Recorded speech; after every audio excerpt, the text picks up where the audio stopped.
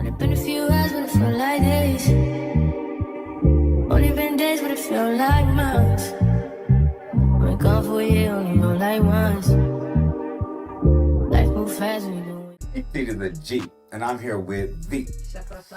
And we're back with another reaction, man. This one's going to be 7 of the craziest conspiracy theories from the Joe Rogan Podcast. We're into the weird and far out things like that, so we're just going to get right into that. Without wasting any time, let's go!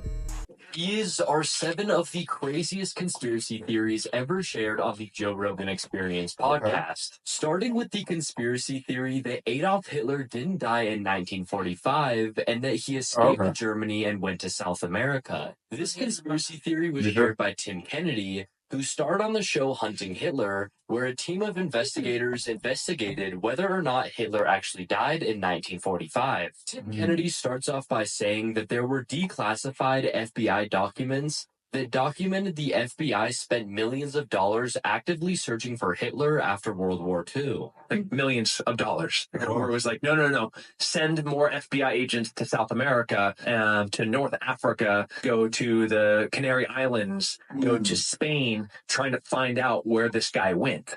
Tons of real FBI documents with real leads, with real informants, some first eye accounts. The official story is that Adolf Hitler killed himself in his bunker on April 30th, 1945. Joe Rogan asked Tim Kennedy if there was any evidence of this actually happening. Tim Kennedy explains that the Russians apparently got Hitler's body and brought it back to Moscow, where they let one genetic test occur. Well, the results from the genetic test done on Hitler came back odd. Okay, here's Hitler's skull, and when they did the genetic testing, it's that of a 35-year-old woman. So they're like, oh, well, this isn't Hitler, but they've said for the past 80 years that this is Hitler. Tim Kennedy states that there's no 100% evidence that Hitler died in that bunker in April of 1945. Tim then says that the majority of people with power in the Nazi Party escaped Germany and went to South America following World War II. There was about 3 different rat lines that guys were able to successfully get out of Europe into South America. There's no question that we're talking thousands, if not tens of thousands of high-ranking Nazis made it there.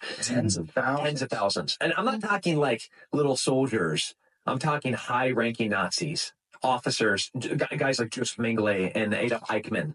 I mean, these are the most disgusting, despicable humans to exist at the time. After World War II, many isolated German-only communities were popping up in Argentina, and some of those communities still exist to this day. You could go into Bariloche, Argentina, and I'd be like, "Buenos dias, amigos," and they're like, "Guten Morgen." I'm like, "Oh, yeah, I meant good morning. Yeah, sorry, it's 2017, right? I thought we spoke Spanish." So, and there's tons of communities. I mean, if you go to Colonia Dignidad, which is now called Villa Bavaria, the Bavarian village, it is only German. Wow. In the center of Chile, in the mountains of Chile. Like there's no Spanish being spoken there. It is exclusively German. And these are the descendants of Nazis. Powerful Nazis. Holy shit. And this is going on right now. Yeah. Joe Rogan asks how many communities in Argentina are German only, and Tim tells him that there are around 50 communities and a few 100,000 people that are direct descendants of Nazis living in Argentina. And man, it's weird when you walk into somebody's parlor and it's like you're stepping back in time into Europe. Like I'm walking in, it's 2017, and I'm walking in Buenos Aires, Argentina, into somebody's parlor, and all of the tile is European, and all the style and all the art is very German. Then Joe Rogan asks if there is any evidence of Hitler actually going to Argentina after World War II. Yeah, absolutely, potentially. Whoa. That man said absolutely, potentially. That man said almost maybe. I mean, No, he say 100% maybe. That's what he said. because you say it's but you don't have the tangible proof. Yeah, it's 100% maybe. But the way it started off, the way it sounds in the beginning, it sounds like oh yeah, definitely. But no, like, listen to the word like absolutely maybe. Like, This is crazy. what's the word? Argentina after World War II. Yeah, absolutely, potentially. Absolutely potential. I witnessed accounts. I saw him get off a boat I saw him meet here. What do you think happened? I mean, you've been studying this for how long now? 3 years. 3 years. Oh, wow. If you had Exactly right. Exactly right. Okay. This man on the Joe Rogan podcast talking like he's been doing this. Like, Yes, it's not that much. no. I mean, it's still a long time, to be honest. Nah, what's funny is, what's it called? They brought him on like he's an expert. This man played a character on a TV show. Like, Yeah. he got in and started asking him all the questions like he's like Indiana Jones. Like he's been out there like for real. Like he was one of those FBI agents. Yeah. Field, like he was Robert Langdon or something from Da Vinci Code. Like he was like he was out there in the field. Like Like he was like, so, how long you been this? It's been like 3 years. Like, bro. Like talking like he's a Nazi agent. You can't even graduate from middle school with 3 years. Like, come on. Like, you're not no expert. You've been studying this for how long now? 3 years. 3 years. He said that shit with confidence, too. He said that shit with Not that much. Like, it's so deep, like this story. Yeah. He said that shit with confidence, though. 3 years? 3 years, for sure. Like, what are you, 3 years, AI? you don't know nothing. Yeah, exactly. That's why I was like, you all right. barely get the documentation in 3 years. Right? Like, all right, he don't even speak the language. Like, so I don't it's cool, though. Great expert, Rogan. Great expert. If you had a guess, if you had like $1 million, you got to put it on one side or another. Did he go there? Yeah. Whoa. Tim Kennedy is a firm believer in the theory that Adolf Hitler escaped Germany after World War II and lived in South America. Although that is a popular theory, it doesn't compare to probably the most popular conspiracy theory, the moon landing was faked. Now, this isn't just a regular we never went to the moon theory. Now, do you think the moon landing was faked? Huh? I'm very controversial on that, to be honest. Some things make me say yes, other things no. But I am like, let me say like 60% yes, and the rest no. I think. What about you? I think I'm like 50-50. I wasn't there. It was like way before our time. Sure. Like, see, like what make me think it was fake? You just like what happened after, like. Okay, they've been there. Why nobody has been there? Why nobody came back here? You know, like why? There is a lot of why. You know. Yeah. All right, cool. Let's see what. This conspiracy theory. Let's see what they talk about. Kubrick, the director of The Shining, may have had something to do with the faking of the moon landing. Joe Rogan points out that room 237 in The Shining is the number of miles from Earth to the moon, 237,000. Joe Rogan also points out that that number is constantly changing. But then Joe starts to talk about the conspiracy theory that Stanley Kubrick was the one who faked the moon landing. The conspiracy theorists, when they get the most crazy, when they really want to dive into who did it, they think it was all Kubrick. The Kubrick literally filmed the fake moon landing, uploaded it to the American TV satellites. If anyone could do it, it'd be him. He'd be the guy to do it. Can you imagine that was really what happened? That was years. I remember hearing all the fucking conspiracy theorists about the Illuminati killing him because he made Well, they were worried he was gonna open his fucking mouth to tell about the moon landing. Oh no. That's what it was. No, because he made fucking eyes wide shut. That too. That was his last one. They're like, enough. This guy's getting too close. Although Joe Rogan isn't a huge believer in this conspiracy theory, he also points out how it could be possible. Sort of like Eddie Bravo's conspiracy theory that space is fake and that everything that we were taught about space is wrong. Anybody that thinks that the Earth is flat, they totally don't believe what we're taught about what's above us. So the sun is fake. The sun. They mean all the stuff, information we're getting. What do you think? What do you think he's talking about? I thought he was talking about the firmament or something, but I have no idea what he's saying about. I have to go a little bit further to. Yeah, I don't know what conspiracy this is. Yeah. They're going back to back really quickly with the theories. I'm like, oh. Yeah, we were talking about something. Yeah. Okay. It's funny.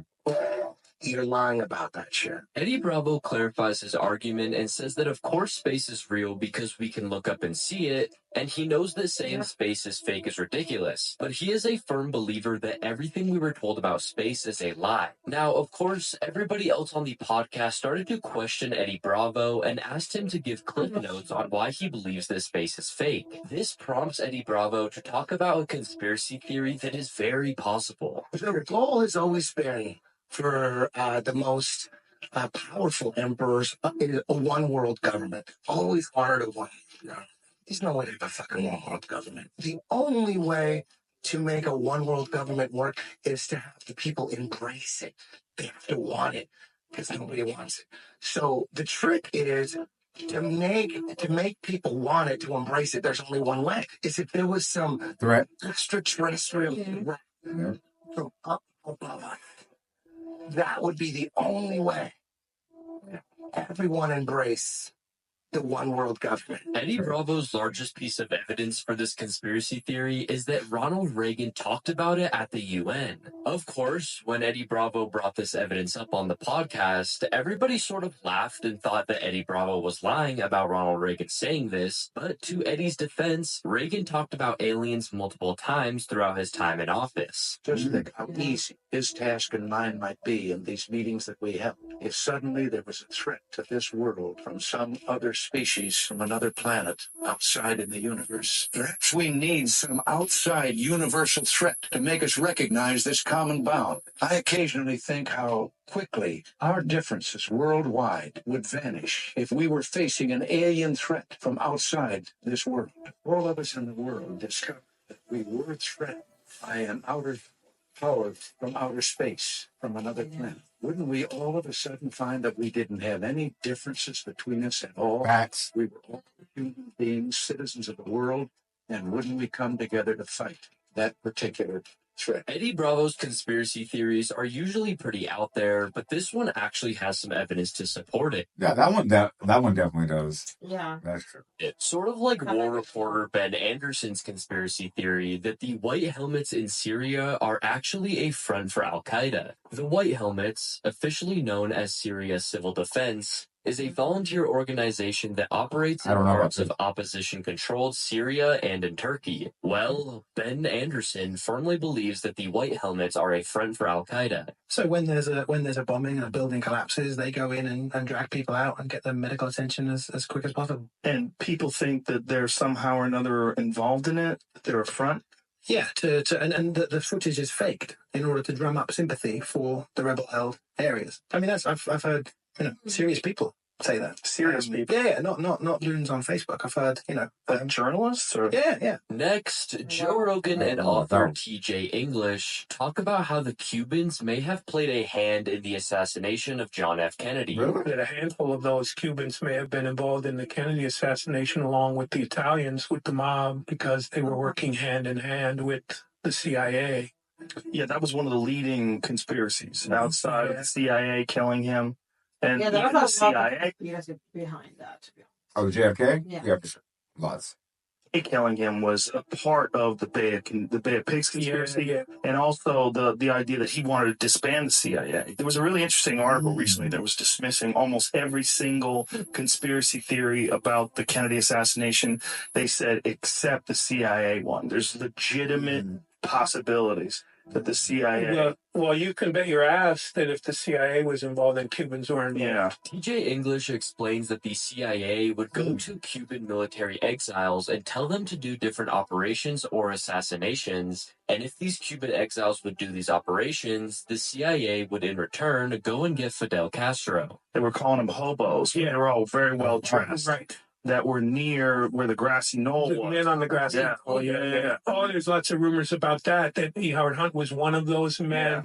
There was even a reference that Jose Miguel Battle was one of those men, but that couldn't have been the case because he was in the Army at the time, the U.S. Army. No, so it's like a subterranean narrative that runs through the latter part of the 20th century.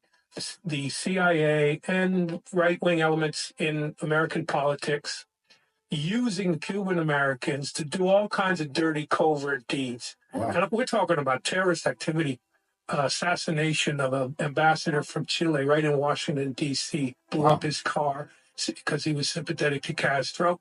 A bomb planted on a Cuban jetliner flying from Panama City to Havana. 73 people killed, innocent people, including the fencing team from Cuba, young people.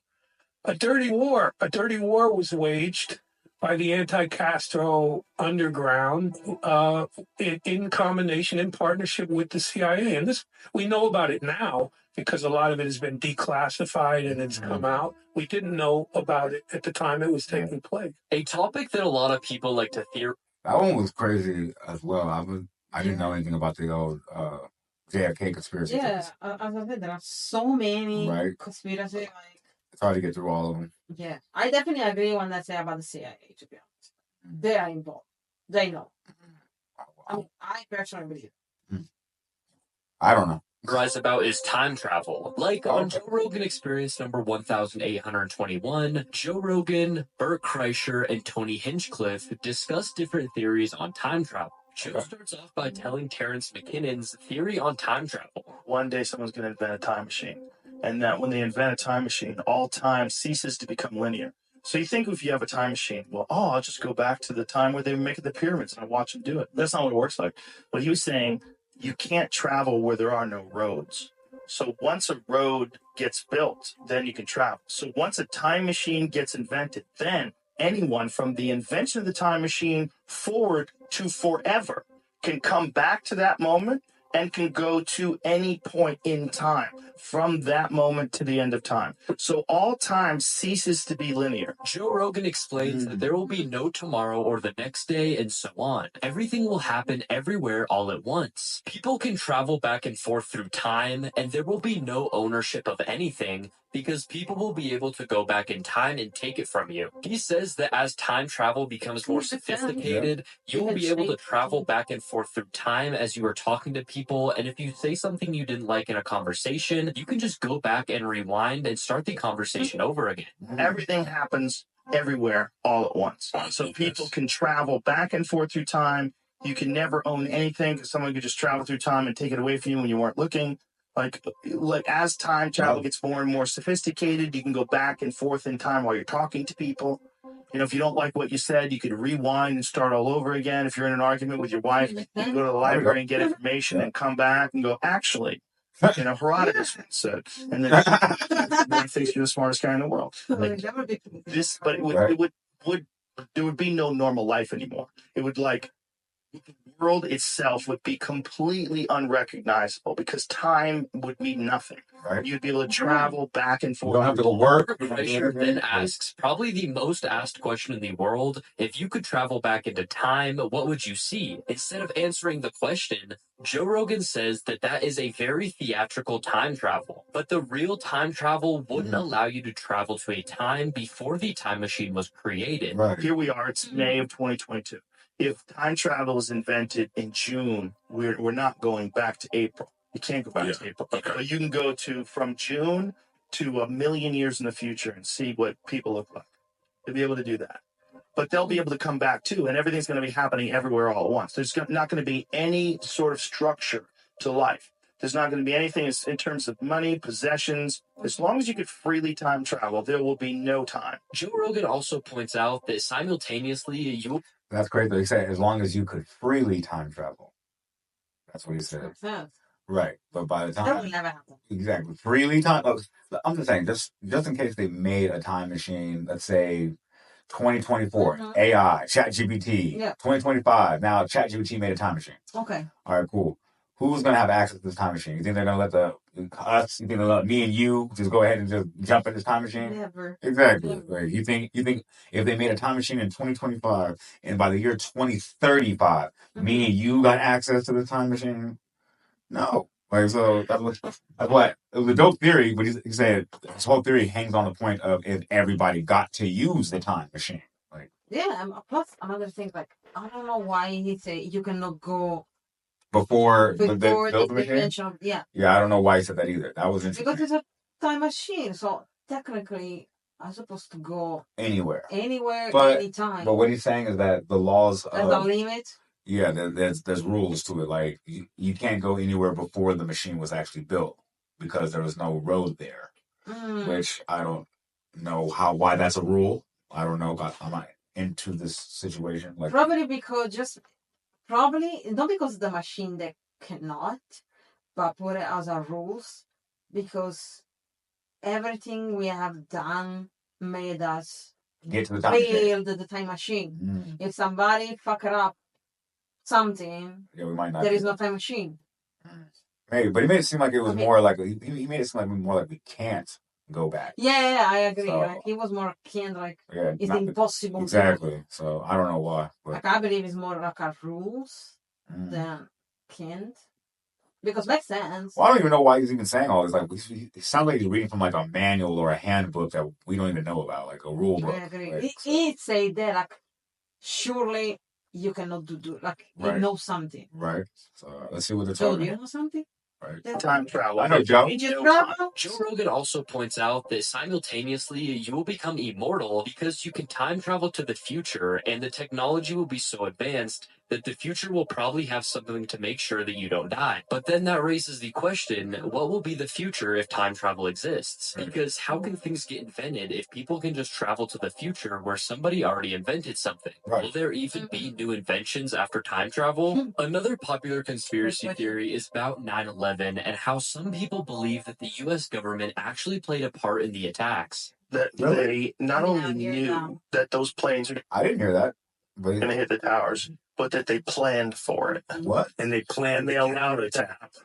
That's the scariest one of the conspiracy theories. And I'm not saying that that's what happened. I think much more likely there's a lot of things that happened that were incompetence. I think getting that many people to keep their mouth shut about a plan where planes are going to slam into the World Trade Center, boy, that seems sketchy. Yeah. That seems like people would come out. But I think one thing they absolutely do is when shit goes down, they take advantage of it. In this episode, they point out that in 2001, there was no social media and it was all just news. The news stations had so much power over the population, and you couldn't really question anything without people thinking that you were crazy. Nowadays, it's not uncommon to question things due to social media and people purposely taking things out of context to fit their narrative. The thing about Tower 1 and Tower 2 specifically is that didn't fall like a controlled demolition at all. They fell like a building that was collapsing. But Tower 7 fell like a building into its base. That one's extraordinary. That one's extraordinary. And that one absolutely looks like a controlled demolition. I am not saying it's a controlled demolition. Right. What I'm saying is the way it collapsed, it went into its base just like a controlled demolition. And if you don't agree with that, then you're talking nonsense. If you don't agree with the fact that looks like a controlled demolition, then we really can't talk because you're dealing in fantasy world.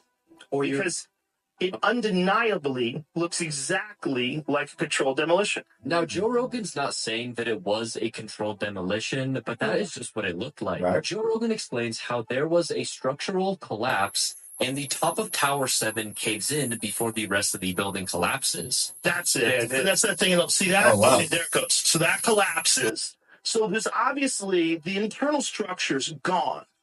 So this thing collapsing like that doesn't throw me off as much, having seen that. Because I don't know jack shit about construction. Who does? Right. But I do know that construction companies are shady as fuck upon occasion. Anyways, these have been 7 of the craziest conspiracy theories ever shared on the show.